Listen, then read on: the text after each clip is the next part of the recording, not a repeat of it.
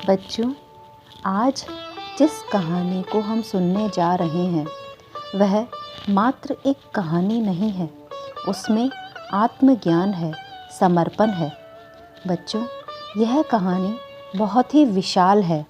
मैं इस कहानी को इतना अच्छे से नहीं बता सकती क्योंकि इसे गुरुओं द्वारा गाया जाता है, फिर भी मैं अपना प्रयास कर रही हूँ। यह बात त्रेता युग के समय की है। माता सीता के पिता एवं मिथिलापुरी के राजा जनक धर्मशास्त्र एवं वेदों में बहुत ही रुचि रखते थे। यह बात उस समय की है जब माँ सीता का धरती पर अवतरण नहीं हुआ था। राजा जनक हमेशा अपनी सभा में बड़े बड़े पंडितों को बुलाया करते एवं वाद विवाद करवाते रहते थे।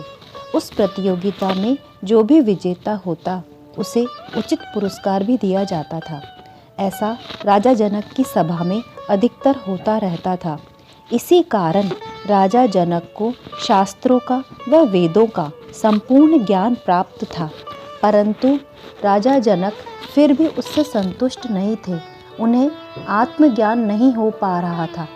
एक बार राजा जनक ने धर्मशास्त्र के लिए बहुत बड़ी राज्य सभा का प्रबंध करवाया।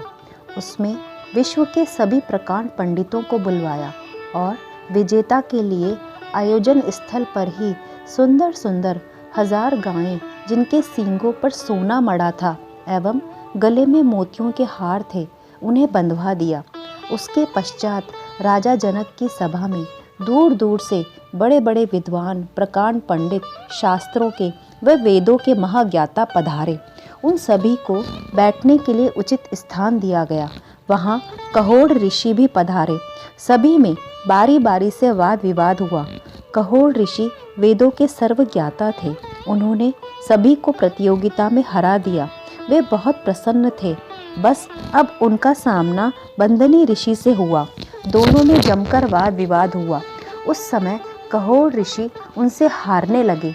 यह बात जब उनके घर पहुंची तब उनके पुत्र बालक अष्टावक्र जी, जो कि मात्र 12 वर्ष की अवस्था में ही हैं, वे वहां आयोजन स्थल पर पहुंच गए। अष्टावक्र जी जैसे ही वहां पहुंचे, उन्हें देखकर पूरी सभा जोर जोर से हंसने लगी, क्योंकि अष्टावक्र जी लहरा लहरा कर चल रहे थे और उसका कारण था कि उनका शरीर 8 जगह से मुड़ा हुआ था। तब पूरी सभा को इतना जोर से हंसता हुआ देखकर अष्टावक्र जी पहले मुस्कुराए, फिर स्वयं भी हंसने लगे। इस पर सभी को आश्चर्य हुआ। तब राजा जनक ने बालक अष्टावक्र जी से पूछा, बालक, तुम कौन हो और ये सब हंसते हैं? इसका कारण तो स्पष्ट है, परंतु तुम्हारे हंसने का कारण समझ नहीं आ रहा। उस समय अष्टावक्र जी राजा जनक से कहते हैं कि राजन, मैं अष्टावक्र हूँ और तुम्हारी सभा पर हंस रहा हूँ। तब सभी क्रोधित हो जाते हैं। राजा जनक फिर से अष्टावक्र जी से पूछते हैं, परंतु क्यों? तब अष्टावक्र जी कहते हैं कि राजन, जिनकी तुम सभा लगाए बैठे हो, ये सब विद्वान व पंडित कहाँ हैं? ये सब तो चमड़े के व्यापारी हैं। उस समय पूरी सभा शांत हो जाती है।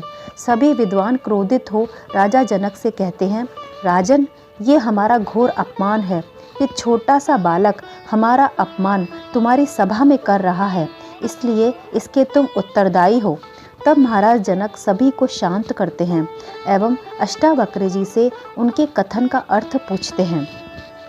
तब अष्टावक्र जी कहते हैं, हे राजन, तुम कैसे विद्वान हो? इतनी सीधी सी बात तुम्हें समझ नहीं आई? यहाँ पर बैठे इन विद्वजनों को सिर्फ मेरी चमड़ी, मेरा टेढ़ा मेढ़ा शरीर ही दिखाई दिया, मैं नहीं दिखाई दिया। बच्चों, यहाँ उनका म से अर्थ आत्मा से है। अच्छा बच्चों, अब आगे की कहानी अगले भाग में जानेंगे।